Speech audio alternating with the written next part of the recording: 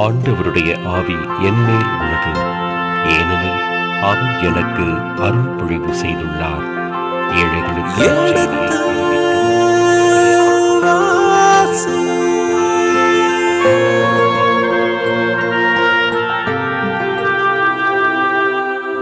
எடுத்து வாசி.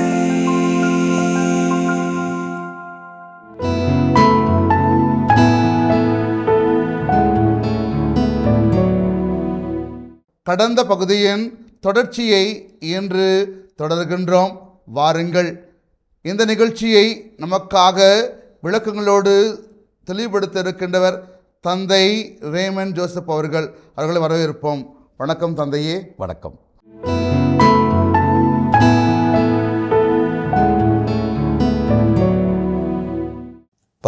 வசனம். ஆண்டவரின் இல்லத்திலும் அரச மாளிகையின் கருவூலங்களிலும் காணப்பட்ட எல்லா பொன்னையும் வெள்ளியையும் தட்டுமுட்டு பொருள்கள் அனைத்தையும் கவர்ந்து கொண்டான். ஒரு வெளிநாட்டிலிருந்து வருகின்ற ஒரு அரசன், வேற்றினத்து அரசன், இஸ்ராயல் நாட்டுக்கு வந்தால் என்னென்ன செய்வானோ அத்தனையும் யார் இப்போ செய்து காட்டியது? வடநாட்டில் இருக்கிற அரசன் யோவாசு செய்து காட்டினான். இதுவரை அப்படி நடந்ததே இல்லை. இவங்க தான் வெளிநாட்டில் உள்ள அல்ல வேற்றினத்து அரசர்களுக்கு கொடுத்துருக்கிறான். இவனுடைய தந்தையாகத்தான் செய்தான் யோவாசு. கருவூலத்தில் இருக்கிற வெள்ளியையும் புண்ணையும் பொருளையும் தூக்கி யார்கிட்ட கொடுத்தான்? சிரியாவிட்ட கொடுத்தான்.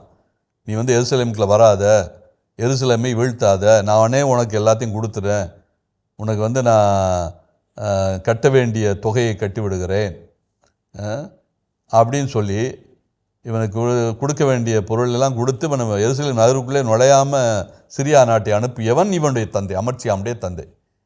இப்போ அமர்சியா தான் சேகரித்து வைத்த எல்லாத்தையும் இழந்து நிற்கிறான். யார்கிட்ட என்ன நினைக்கிறான்? இழந்திருக்கேன். எதிரிக்கிட்ட அல்ல, நண்பனாக இருக்கக்கூடிய யோவாசிடத்தில், வடநாட்டு மண்டலத்தில் எல்லாவற்றையும் இழந்து நிற்கிறான். பொன்னையும் பொருளையும் தட்டுமுட்டு சாமான் முதற்கொண்டு அத்தனையும் இப்பொழுது யாருக்கு போயிடுச்சு? வடநாட்டுக்கு போய்விட்டது. அத்தோடு நிற்கல, இன்னும் இருக்கிறது.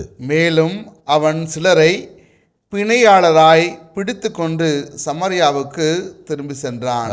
பிணையாளராக பிடித்து கொண்டு, அதாவது போர்க்கைதிகளாக பிடித்து கொண்டு.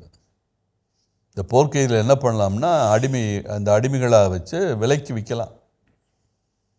அடிப்படையில் இஸ்ராயல் மக்கள் யாரும் இன்னொரு இஸ்ராயலை அடிமையாக விற்கக்கூடாது. அந்த அளவுக்கு அடிமை நிலைக்கு இவர்களை இழுத்து செல்கிறான் தன்னுடைய நாட்டுக்கு. இந்த 3 நிலைகள். இவனை கைது செய்கிறான். 4 நிலையில் சொல்லப்போனான். 1, இவனை கைது செய்கிறான், அரசனை கைது செய்து கூட்டு போகிறான். 2வது, மதில் சுவரில் 180 மீட்டர் அளவுக்கு வடக்கு வாயிலிருந்து மேற்கு வாயில் முழுவதும் ஒரு 180 மீட்டர் இடித்து தள்ளுகிறான். அரண்மனையில் மட்டுமல்ல, கோவிலும் இருக்கிற பொன் பொருள் தட்டுமுட்டு சாமான்கள் அத்தனையும் எடுத்துகிட்டு போகிறான். 4வது, பிணைய கைதிகள் அவர்களையும் பிடித்து கொள்கிறான். சிலரை இவரெல்லாம் கொண்டு போய் சமாரியாவுக்கு அரசனோடு கொண்டு போகிறான். யாரோடு? அமர்சியாவோடு கூட்டிகிட்டு போகிறான். இதுதான் நடக்கிறது. தன் நாட்டுக்கு திரும்பி சொன்னான். அவன் மாட்டு சும்மா இருந்தான். அவனை சண்டைக்கு கூப்பிட்டு கடைசியில் இறுதியில் இழப்பு யாருக்கு கிடைக்கிறது? அமர்சியாவுக்கு கிடைக்கிறது, தென்னாட்டுக்கு. தந்தையே, நாம் இப்பொழுது 14ஆம் அதிகாரம், அரசர்கள் 2ஆம் புத்தகத்தில் 14ஆம் அதிகாரத்தில் பயணித்துக் கொண்டிருக்கின்றோம். இதில் 4 பகுதி இருக்கிறது சொன்னீங்க. ஆமாம். முதல் 2 பகுதிகளை இதுவரை நிறைவு செய்திருக்கின்றோம், 14 வசனம் வரை. இப்பொழுது 3வது பகுதி 15லிருந்து 22 வரை. இதில் என்ன செய்தி சொல்கிறது தந்தையே? 15 முதல் 22 வசனங்கள் யூதா அரசர் அமர்சியா, அதாவது தென்னாட்டு அரசர், அதே மாதிரி வடநாட்டு அரசராகி இஸ்ரேலினுடைய அரசர் யோவாசு, இந்த 2 பேருடைய ஆட்சியினுடைய இறுதி கட்டத்தை பற்றி பேசுகிறது. ஏறக்குறைய இவர்கள் இருவருக்கு நடந்த போருக்கு பிறகு என்ன நடந்தது, என்ன நிகழ்ந்தது என்பதை பற்றிய விளக்கங்கள் தான் இந்த பகுதியிலே அடங்கியிருக்கிறது. 15ஆம் வசனம் 15லிருந்து 22 முடிய உள்ள பகுதிகள். எனவே வாசியுங்கள். முதல் வசனம் 15ஆம் வசனம். யோவாசின் பிற செயல்களை பற்றியும் யூதா அரசன் அமர்சியாவுடன் இட்ட போரில் அவன் காட்டிய பேராற்றலை பற்றியும் இஸ்ரேல் அரசர்களின் குறிப்பேட்டில் எழுதப்பட்டுள்ளது அல்லவா? ஆக இதில் செய்தி என்னவென்றால், யோவாசின், அதாவது வடநாட்டு அரசனாகிய யோவாசினுடைய, அதாவது யோவாஸ் என்கிறவன் யோவகாசனுடைய மகன் அல்லது ஏகுவுடைய பேரன்.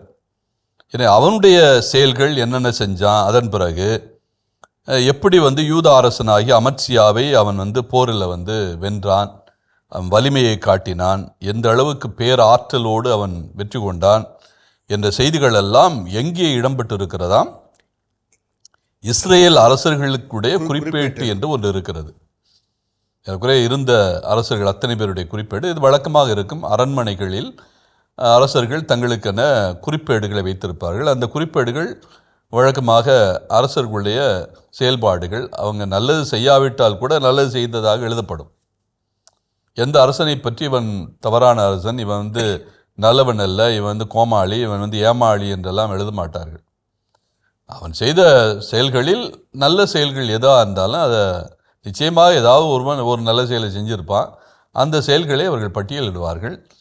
ஆனால் இவனை பொறுத்த மட்டில், யோவாசை பொறுத்த மட்டில், இவன் செய்த செயல் யாராலும் சிந்தித்து பார்க்க முடியாத செயல். எந்த அளவுக்கு என்றால், எப்படி முதலாம் யெரொபெயாம் 922 சாலமோனுடைய இறப்பு 930 நிகழ்கிறது. அதன் பிறகு அவனுடைய மகன் ரெகொபெயாம் ஆட்சிக்கு வருகிறான். அவன் ஆட்சி பொறுப்பேற்ற 8 ஆண்டுக்குள்ளாக 10 குலங்களை அப்படியே பிரிச்சுட்டு போகிறான். வடநாடு தன்னாடு என்று ரெண்டும் பிளவுபடுகின்ற அளவுக்கு. அடிப்படையில் யூதா குலம் மட்டும்தான் ரெகொபெயாமுடைய கையில் இருந்தது. அதற்கு பின்னால் சேர்ந்தவர்கள் தான் பெஞ்சமின் குலம். அதனால் அவங்க உடனே சேரவில்லை. இந்த யூதா குலத்துக்கு சார்பாளர்களாக அவர்கள் தொடக்கம் முதல்ல இருக்கல. ஏற்கனவே நமக்கு தெரியும், சவுலுடைய சந்ததியினரும் தாவீது சந்ததியினரும் சண்டை போட்டுக்கொண்டே இருந்தார்கள். ஏதோ ஒரு கட்டத்தில் ரெகொபெயாமுடைய ஒரு சூழலில் இந்த பெஞ்சமின் இனம் இவர்களோடு சேருவதற்கான வாய்ப்பாய் அமைந்தது. அவ்வளவுதானே ஒழிய பெரிய விருப்பத்தோடெல்லாம் பெஞ்சமின் குலம் யூதாவோடு சேரவில்லை. ஆனால் அந்த மற்ற பிற 10 குலங்கள் ஒன்றாக இருந்தார்கள். அதை அவர்கள் கடைசி வரை நிலைநிறுத்தி காட்டினார்கள். எனவே அதற்கு பிறகு 2 நாட்டுக்கும் இடையே எந்த போரும் இல்லை. யோசபாத் காலத்தில் தான் ஏறக்குறைய 870களில் அல்லது 880களில் தான் முதல் 2 இனங்களுக்கு, 2 குலங்களுக்கும் இடையே, ஒரு 2 நாடுகளுக்கும் இடையே ஒரு இணைப்பு வருகிறது, ஒரு தொடர்பு வருகிறது. ஆனால் அதை ஒரு மாற்று திசைக்கு கொண்டு போவது போல இந்த போர் அமைந்து விட்டது. அது யூதா மன்னனுடைய அந்த திமிர் பேச்சினால் விளைந்த விளைவுதான் ஒழிய யோவாசு தானாக அந்த முடிவு எடுக்கவில்லை. அப்படிப்பட்ட அவனுடைய சிறப்புமிக்க அந்த வெற்றியை இஸ்ராயேல் அரசர்களுடைய குறிப்பேடு வலியுறுத்தி சொல்லுகிறது. அதை பற்றி குறிப்புகள் எல்லாம் இருக்கிறது என்ற செய்திதான் இந்த 15ஆம் வசனத்தில் 16. யோவாசு தன் மூதாதையரோடு துயில் கொண்டு சமாரியாவில் இஸ்ரேல் அரசர்களின் கல்லறையில் அடக்கம் செய்யப்பட்டான். யோவாசு, அதாவது யோவாசுடைய மகன் அல்லது ஏகுவனுடைய பேரன், மூதாதையரோடு துயில் கொண்டு அப்படின்னா இயல்பாக அவன் மரித்தான் என்ற பொருள். அவனுடைய இறப்பு இயல்பிலே நடந்தது. வடநாட்டு மக்களுக்கு முதலாகவே இந்த சமாரியா தலைநகர் இல்லை. அவர்கள் சமாரியாவை தலைநகராக ஏற்பாடு செய்வதற்கு முன்னாலே முதல் அவர்கள் தொடங்கியது ஷெக்கேமுக்கு பிறகு திர்ஷா என்கிற ஊரை தேர்ந்தெடுத்தார்கள். ஷெக்கேமுக்கும் திர்ஷாவுக்கும் அதிக தூரம் இல்லை. அந்த திர்ஷாவிலே ஓம்ரி தங்கி கொண்டு ஒரு புதிய தலைநகரை கட்டினார். அதுதான் சமாரியா. அந்த சமாரியா என்பது ஏறக்குறைய இந்த இஸ்ரேல் பள்ளத்தாக்கில் அதை ஒட்டி இருக்கிற ஒரு நகர். இந்த நகரில் தான் மலை மேலே கட்டினா. எனவே அந்த நகர் தான் நீண்ட காலத்து தலைநகர். எனவே அங்கே தான் அரசர்களுடைய கல்லறைகள்லாம் இருக்கிறது. வடநாட்டு மன்னர்கள் எல்லாம் அங்கு தான் அடக்கம் செய்யப்பட்டார்கள். எனவே அங்குதான் இந்த யோவாசனுடைய கல்லறையும் இருக்கிறது. அவனும் அடக்கம் செய்யப்படுகிறான். அவனுக்கு பின் அவனுடைய மகன் யெரொபெயாம் அரசனானான். ஆக அவன் இறந்தது யோவாசு இறந்தது ஏறக்குறைய 786. 786 அவன் இறந்த பிறகு அவனுடைய மகன் யெரொபெயாம், அவன்தான் 2ஆம் யெரொபெயாம் என்று அழைக்கப்படுகிறான். முதல் யெரொபெயாம் நாட்டை பிரித்தவன். 10 கோத்திரம் 2 கோத்திரமாக பிரிக்கப்பட்ட அந்த சூழல், இவனுடைய அந்த முயற்சி அழுத்தமானது. முதலாம் யெரொபெயாம் ஏறக்குறைய அது நடந்தது 922. இப்பொழுது 786 அப்படின்னா ஏறக்குறைய 120 ஆண்டுகள். ஆமாம், 120 ஆண்டுகள், 120 அல்லது 140 ஆண்டுகளுக்கு பிறகு மீண்டும் ஒரு யெரொபெயாம் வருகிறான். அவனைத்தான் 2ஆம் யெரொபெயாம் என்று அழைக்கிறார்கள். 780 அதோடு 140 சேர்த்தோம்னா 920. அப்போ 140 ஆண்டுகளுக்கு பிறகு ஒரு புதிய யெரொபெயாம், அவனை 2ஆம் யெரொபெயாம் என்று அழைக்கிறார்கள். அவன் யோவாசுடைய மகன். தொடர்ந்து 17. இஸ்ரேல் அரசனாகிய யோவாகாசின் மகன் யோவாசு இறந்த பின் யூதாவின் அரசனான யோவாசின் மகன் அமத்சியா 15 ஆண்டுகள் உயிர் வாழ்ந்தான். அதாவது இஸ்ரேல் அரசன், இங்கு தான் செய்தி வருகிறது. இதுவரை நமக்கு அமத்சியாவுக்கு என்ன நிகழ்ந்ததுன்னு சொல்லப்படுது. கைது செய்யப்பட்டதோடு தான் செய்தி நிற்கிறது. கைது செய்யப்பட்டு நிச்சயமாக அவன் வடநாட்டுக்கு கொண்டு செல்லப்பட்டிருக்க வேண்டும், சிறையில் அடைக்கப்பட்டிருக்க வேண்டும். ஆனால் இஸ்ராயேல் அரசனாகிய யோவாசு இறந்தபின், அவன் யாருன்னா யோகவாசினுடைய மகன் யோவாசு இறந்தபின், அவன் இறப்பது 786.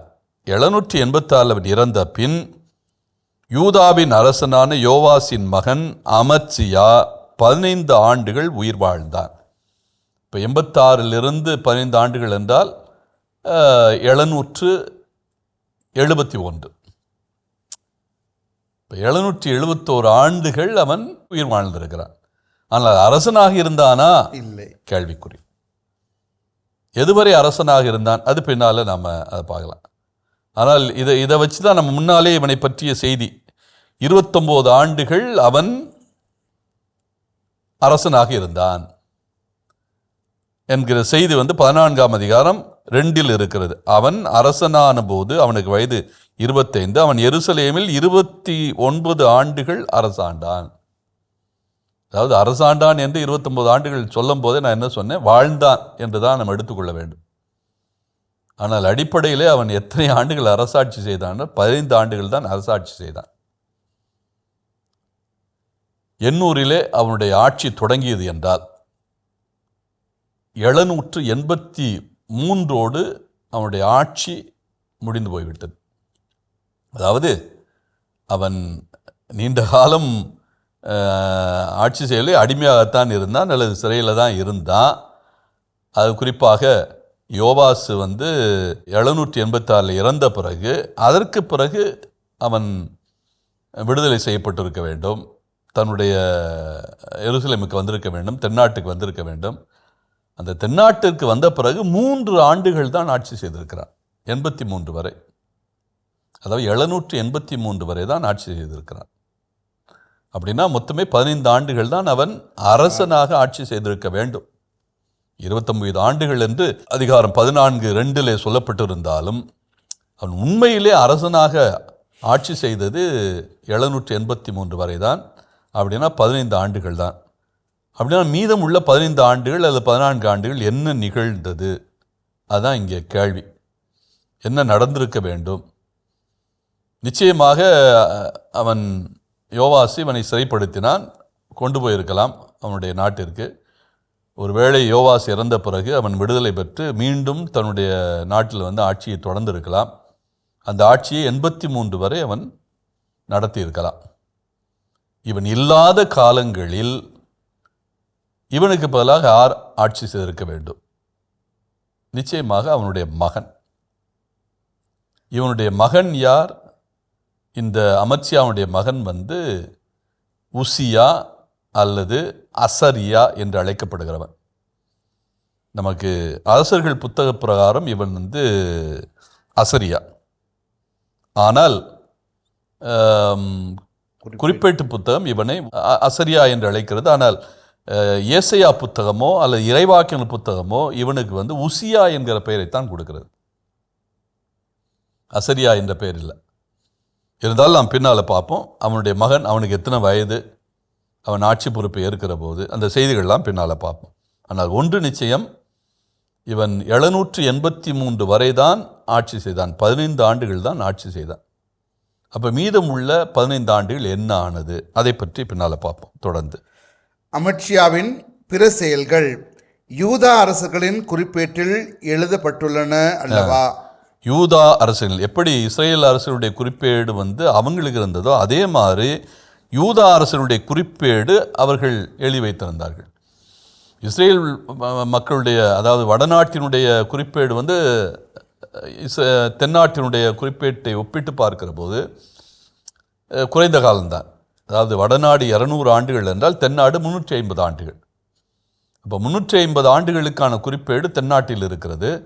வடநாட்டை பொறுத்த மட்டில் 922 721 அல்லது 22, அதாவது 200 ஆண்டுகள் தான் வடநாட்டினுடைய குறிப்பேடு. இப்போ தென்னாட்டில் உள்ள அவருடைய குறிப்பேடு ஏறக்குறைய சவுல் ஆட்சி காலத்திலிருந்து ஆரம்பித்து விட்டது. சவுல் ஆட்சி காலம் என்பது 1050. இப்போ 1050 பிற்பகுதி வரை வரும். அதாவது சாலமோன் ரெகபமாம் காலம், அதில் பாதி காலம் வரை இது பொதுவான சூழல். அதற்கு பிறகு 350 ஆண்டுகள். இப்போ ஒட்டுமொத்தமாக பார்த்தோம்னா ஏறக்குறைய 500 ஆண்டுகள் வரலாறு என்று தான் சொல்ல வேண்டும். 500 ஆண்டுகள் வரலாறு. 350 அத்தோடு சேர்ந்து அந்த 3 அரசர்கள், சவுல், தாவீது, சாலமோன், இவனுடைய ஆட்சி காலம் ஏறக்குறைய ஒரு 8 ஆண்டுகள். ரெகொபோவாமுடைய ஆட்சி காலம் எல்லாம் சேர்த்து ஒரு 500 ஆண்டுகள் ஒட்டுமொத்தமாக இந்த தென்னாட்டு அரச குறிப்பேட்டில் இருக்கும். தொடர்ந்து 19 எருசலேமில் சிலர் அமட்சியாவுக்கு எதிராக சூழ்ச்சி செய்தனர். இப்போ எருசலேமுக்கு வந்து விட்டான்.